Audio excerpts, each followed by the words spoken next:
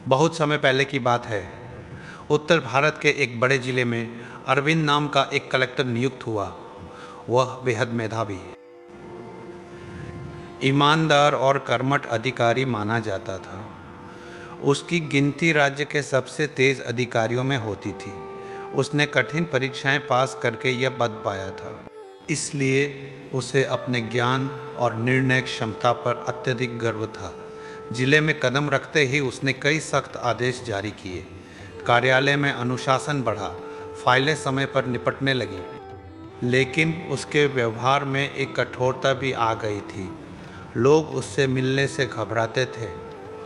उसी जिले के बाहरी हिस्से में एक प्राचीन हनुमान मंदिर था, जहां हर मंगलवार को बड़ी भीड़ लगती थी।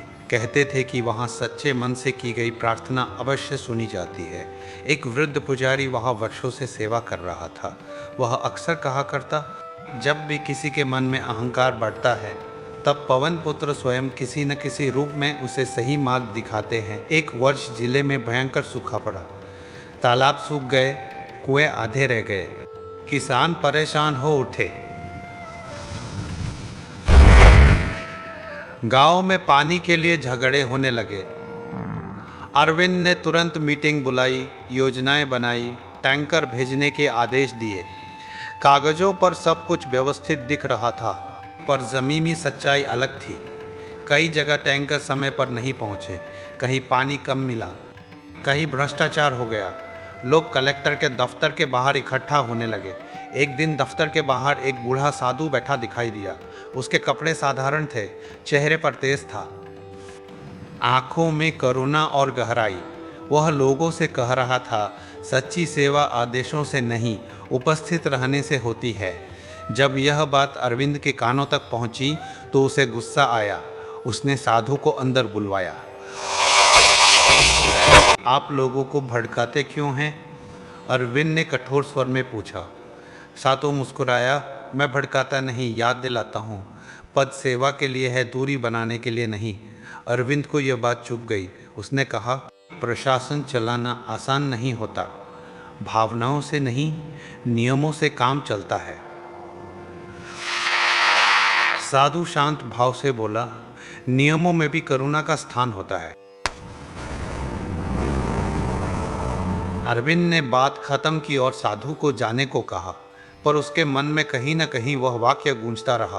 कुछ दिनों बाद स्थिति और गंभीर हो गई। जिले के सबसे दूरस्थ गांव में पानी को लेकर हिंसा हो गई। 2 परिवारों में झगड़ा इतना बढ़ा कि कई लोग घायल हो गए। मीडिया ने खबर उठा ली। राज्य सरकार ने रिपोर्ट मांगी। अरविंद पर दबाव बढ़ गया। उसने तुरंत दौरा करने का निर्णय लिया। जब वह गांव पहुंचा तो देखा कि लोग बेहद नाराज हैं। महिलाएं खाली घड़े लेकर खड़ी थी, बच्चे प्यास से बिलख रहे थे। अचानक भीड़ में वही साधु दिखाई दिया। उसने अरविंद की ओर देखा और धीरे से कहा, आज कुर्सी छोड़कर धरती पर चलो। न जाने क्यों अरविंद ने इस बार विरोध नहीं किया। वह साधु के साथ गलियों में चला।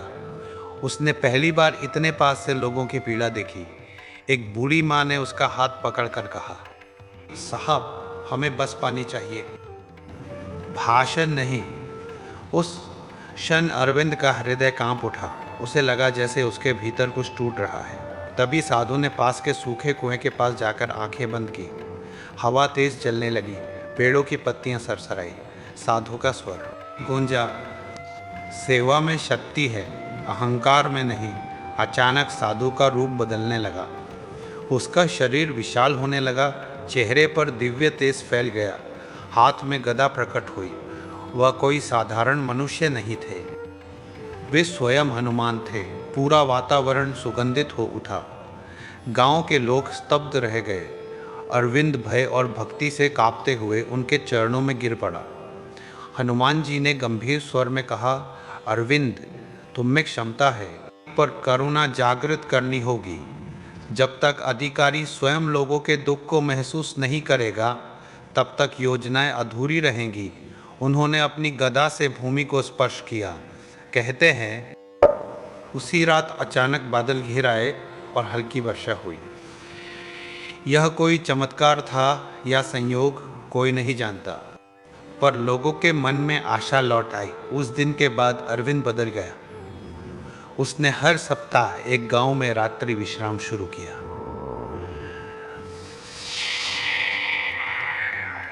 वो बिना सूचना के निरीक्षण करने लगा, टैंकरों की व्यवस्था पारदर्शी की, भ्रष्ट कर्मचारियों पर कार्रवाई की। उसने वर्षा जल संचयन के लिए अभियान शुरू किया। स्कूलों में बच्चों को पानी बचाने की शिक्षा दी जाने लगी। धीरे धीरे जिले में सुधार दिखने लगा। अगले वर्ष जब बारिश हुई तो नए बने तालाबों में पानी भर गया। किसानों की फसल लहलहाने लगी। लोग कलेक्टर को अब कठोर अधिकारी नहीं बल्कि अपने बीच का सेवक मानने लगे। एक रात अरविंद उसी प्राचीन मंदिर में गया। उसने सिर झुकाकर प्रार्थना की, प्रभु मुझे हमेशा सेवा के मार्ग पर बनाए रखना। मंदिर के पुजारी ने मुस्कुराकर कहा, जब मन में नम्रता रहती है तब कृपा बनी रहती है। समय बीतता गया। अरविंद का नाम पूरे राज्य में एक आदर्श कलेक्टर के रूप में प्रसिद्ध हो गया।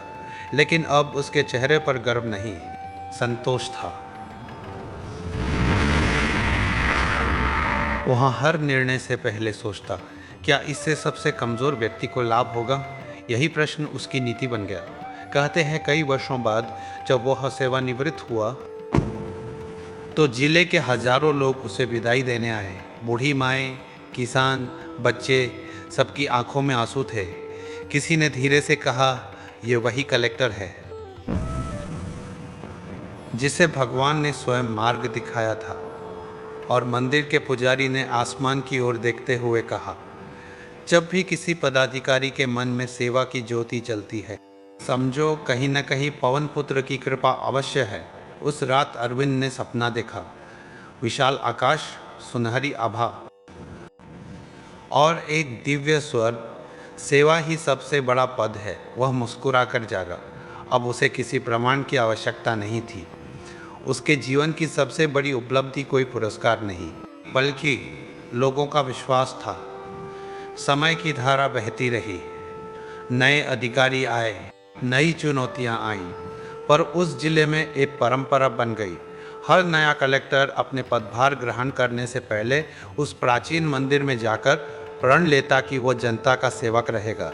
लोग कहते हैं कभी कभी मंगलवार की शाम को मंदिर के आंगन में एक अनजान साधु दिखाई देता है जिसकी आंखों में अद्भुत तेज होता है। वह मुस्कुराकर बच्चों को आशीर्वाद देता है और फिर भीड़ में खो जाता है। शायद यह केवल आस्था है, शायद कहानी, पर यह सत्य है कि जब भी अहंकार बढ़ता है, जीवन किसी न किसी रूप में हमें झकझोरकर विनम्र बना देता है। और जब विनम्रता आती है तभी सच्ची शक्ति प्रकट होती है। इस प्रकार एक कलेक्टर की कहानी केवल प्रशासन की नहीं, आत्म परिवर्तन की कहानी बन गई। यह कथा हमें याद दिलाती है कि पद क्षणिक है पर सेवा अमर है, और जहाँ सेवा है वहाँ दिव्यता अवश्य है।